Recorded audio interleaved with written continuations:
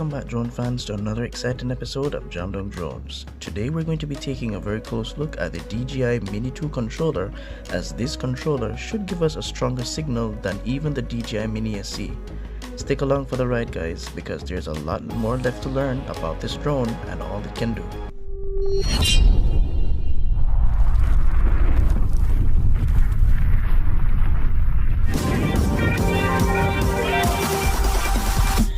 Guys, without wasting any more time, let's jump right into it. The DJI Mini 2 controller is identical to the controller of the Mavic Air 2. These two controllers broadcast on what is known as OcuSync 2.0, which promises to have a greater penetration than the DJI Mini SE. So what this means is that this controller should give us greater range with the Mini 2 in comparison to the Mini SE.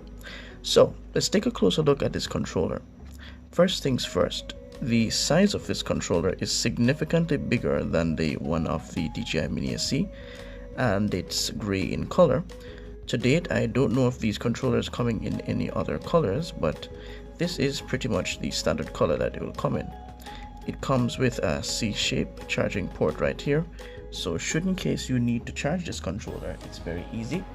You can just go right ahead and you can get that plugged in, connected like that, and of course you'd plug the other end into a power source so you can charge the controller that way. Again, guys, remember we're going to be using the Mini 2 charging hub to charge the devices for the Mini 2. So the controller comes with quite a few parts. We have two joysticks, one on the left, one on the right. We have buttons here, which is the function button. So the function button will give us the ability to map other functions to this button. So for example, if we want to zoom in, we'd hold down this button and we would be pushing on the zoom wheel here, which would normally control our gimbal rocking up and down. But once you hold on this button and move this wheel, the shot should kind of zoom up like that. Alright, so we have the joystick on the left, which controls our altitude and our ability to yaw or turn left and turn right. And then we have the joystick on the right, which allows us to pitch forward or roll right and left and so on.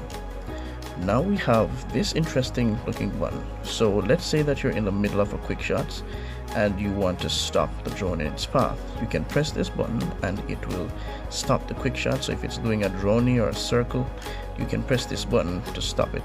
As well as you'll notice that there's an H here. So holding this button down will cause the drone to return to home, and what that means is that the drone will stop flying and it will turn around and come back home to the launch point that it took off from. Okay, now the button in the middle here, we have three modes. We have Cine, Normal, and Sport. Cine is when you want to go really slow and get that smooth cinematic shot. Normal mode is a little bit faster, so it promises a bit more excitement when you're in this mode. You can go upwards of 23 or more miles per hour when you're going forward in this mode. And sports mode, guys, is the mode that is the fastest. So if you want exciting shots and the landscape moving past you quickly, then surely you can achieve it with this mode. We also have the power button, and if we tap that once, we see the lights coming up. Now we have the power button, which tells us the amount of charge that is in the controller. If we look towards the bottom here, we see that we have about 4 dots. Each of these dots would represent 25% each. So let's tap the power button once to see how much charge is there. And there we see all 4 lights have lit up, which means that this thing is 100% charged and ready to go.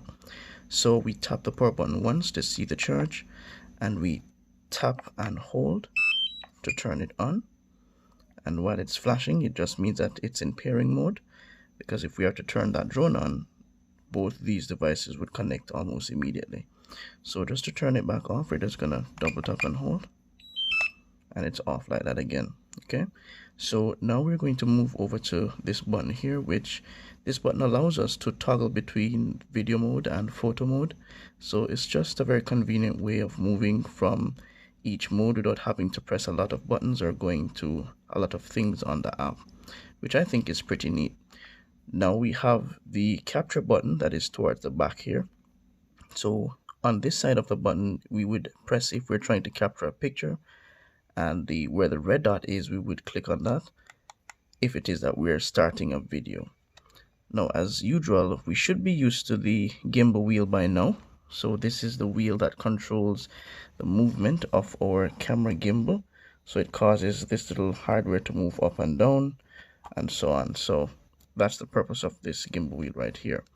Now guys, there are a couple neat compartments that this thing comes with, and I'm pretty sure you know where I'm going next with this. So if you look here, you'll see the two joysticks at the bottom here, nicely tucked away in two compartments. So to get them out, we just want to kind of pry it like that. And these joysticks, guys, are metallic. From what I can tell, they seem to be aluminum. So we're just going to screw them in, and let me just bring that a little bit closer so you guys can see that these screws have grooves on them. And there that is.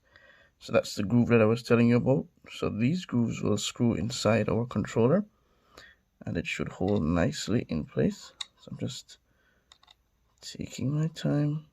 I don't want these things to cross thread, so you want to take your time when you're screwing them in. And there's another one here.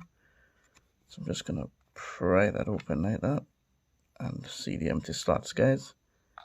Just gonna screw that in.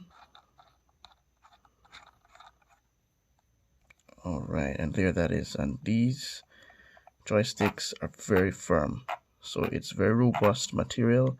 The material used to create this controller is not, it doesn't feel cheap at all. It feels very firm. And so we're going to move to the final compartment. Now, if I am to pull this section up, guys, check this out.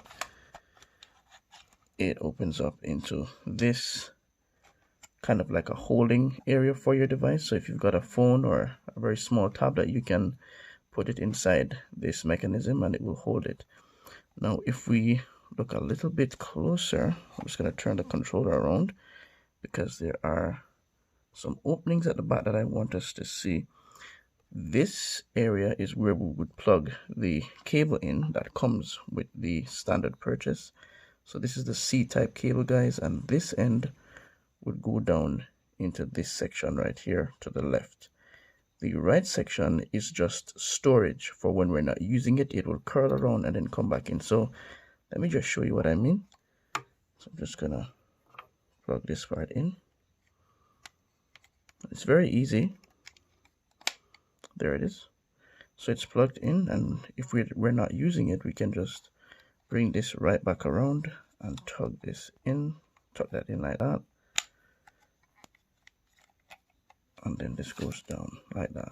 So everything stays neat and in place.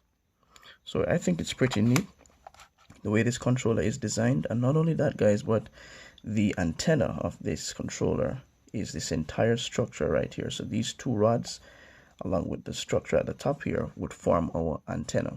And as I said before, this would be much more powerful than the controller of the DJI Mini SC.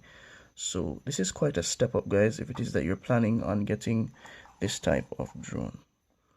Okay, so just turning around the back here, you'll notice that there is a mesh like structure here, and I'm assuming that this section is just to keep our controller cool. There are batteries inside this thing, and there are LiPo batteries, and they do get hot, so having a nice ventilated space like this should keep things cool and under control. The two rubber grips at the back here makes things very comfortable, so you can be holding it. It's not going to slip out of your hand very easily, and it's overall a very comfortable feel for those who are pinchers or grabbers like that. So, you know, either way, it's very ergonomic, very comfortable. So this controller is very, very interesting, as you can see. And coming up in our next video, we get to take a closer look at the drone itself as we inspect it in terms of its capabilities. So we'll see each other in the next one, guys. It's Dung Drones, over and out.